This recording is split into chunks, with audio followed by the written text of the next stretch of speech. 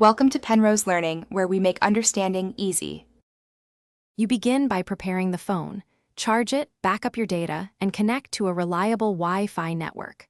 Once done, open Settings and navigate to System or About Phone where System Update lives.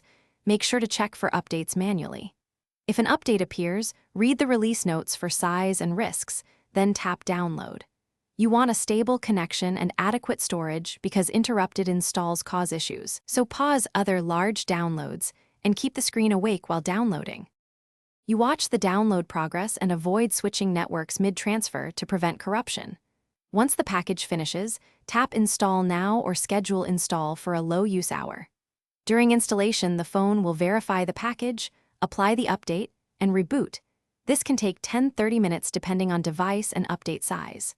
Make sure to keep it plugged in and do not force power off.